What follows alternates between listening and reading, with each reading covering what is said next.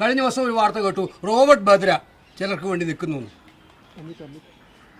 എന്തൊരു അസംബന്ധമാണ് ഇതൊക്കെ. ഈ പാർട്ടിയുടെ കാര്യങ്ങളിൽ 1% പോലും ഇടപെടാത്ത ആളുകളെ വലിച്ചിഴച്ച് ഇത് കൊണ്ടുവരികയാണ്. പ്രിയങ്ക ഗാന്ധി ഇടപെടുന്നു. ഇന്ന് വരെ പ്രിയങ്ക ഗാന്ധി കേരളത്തിലെ ഒരു ചെറിയ കാര്യത്തിൽ പോലും സംഘടനാ കാര്യത്തിൽ ഇടപെട്ടിട്ടില്ല. ഇത് എവിടുന്നാണ് നിങ്ങൾക്ക് വാർത്ത കിട്ടുന്നത്? നിങ്ങൾ അതെങ്കിലും ഷെയർ ചെയ്യും. നിങ്ങളോട് പറയുന്ന ആരാണ്? ഞങ്ങൾക്ക് കൈകാര്യം ചെയ്യാമല്ലോ. ഇത്ര വാസ്തവവിരുദ്ധമായ വാർത്തകൾ കൊടുക്കരുത് എന്നാണ് എനിക്ക് നിങ്ങളോട് പറയാറുള്ളത്.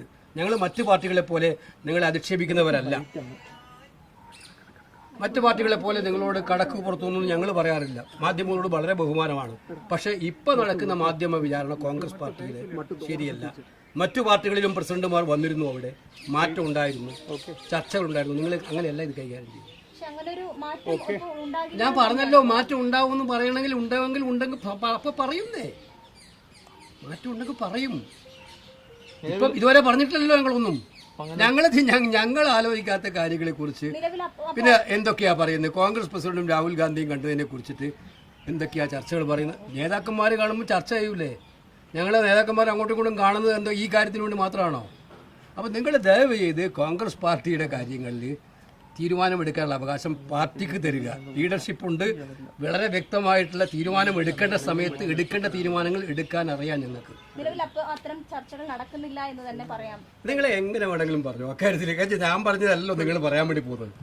ഇപ്പം ഞാനൊന്നും നിങ്ങൾക്ക് ഞാൻ നിങ്ങളെ മാത്രം കുറ്റം പറയില്ല. നിങ്ങൾക്ക് എവിടെ നിന്നൊക്കെ സോഴ്സസ് കിട്ടുന്നുണ്ടാവും, ഇല്ലെന്ന് ഞാൻ പറയില്ല. ഞാൻ നിങ്ങളെ കുറ്റം പറയില്ല. പക്ഷെ ആ സോഴ്സ് ഒന്നും ശരിയായ സോഴ്സ് അല്ല എന്നിപ്പോൾ നിങ്ങളെ അറിയിക്കുകയാണ്. ഇതുമായി ബന്ധപ്പെട്ട് വരുന്ന വാർത്തകളൊന്നും ശരിയായ സോഴ്സ് നിന്ന് നിങ്ങൾക്ക് കിട്ടുന്നതല്ല. KPCC പ്രസിഡന്റ് സ്ഥാനം പോട്ടെ, ആ ചോദ്യത്തിൽ ആശയക്കുഴപ്പം തുടരുന്നതുകൊണ്ടാണ് എങ്ങനെ ആശയക്കുഴപ്പം നിങ്ങൾ ഉണ്ടാക്കിയല്ലോ സുനിലെ? ആശയക്കുഴപ്പം ആരാ ഉണ്ടാക്കിയത്?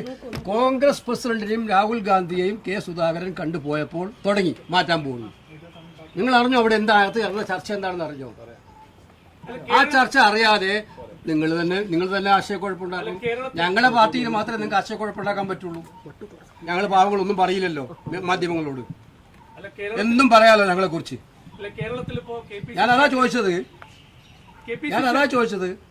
KPCC അധ്യക്ഷനെ മാറ്റേണ്ട ഒരു സാഹചര്യം ഇല്ല എന്ന് പറഞ്ഞ് ഈ പ്രശ്നം കഴിഞ്ഞു. എല്ലാ ആഴ്ചയിലും രാവിലെയും വൈകുന്നേരം വിളിച്ചിട്ട് ഇത് മാറ്റുന്നില്ല എന്ന് പറഞ്ഞ സാഹചര്യം നിങ്ങൾ അടുത്ത ദിവസം വേറൊന്നുണ്ടാക്കും. നിങ്ങൾ മനസ്സിലാക്കട്ടെ, ഞങ്ങളെ സംബന്ധിച്ചിടത്തോളം ഇത് തീരുമാനമെടുക്കാൻ എപ്പോഴാണോ തീരുമാനം എടുക്കേണ്ടത് ആ തീരുമാനം എടുക്കേണ്ട സമയത്ത് പാർട്ടി ലീഡർഷിപ്പിന് അറിയാം. ഇന്ന് ഞാൻ പറയാൻ കാരണം തിങ്കളാഴ്ച നിങ്ങളിപ്പോൾ എല്ലാം ഇവിടെ വന്ന് കൂടിയിരിക്കുന്നു. തിങ്കളാഴ്ച തീരുമാനം എടുക്കും. അങ്ങനെ ഒരു തീരുമാനം ഞങ്ങളാരോടും പറഞ്ഞിട്ടില്ല, ഇതുവരെ ആരോടും പ്രഖ്യാപിച്ചില്ല. അങ്ങനെ ഒരു മീറ്റിംഗ് ഒന്നുമില്ല തീരുമാനം എടുക്കാനില്ല.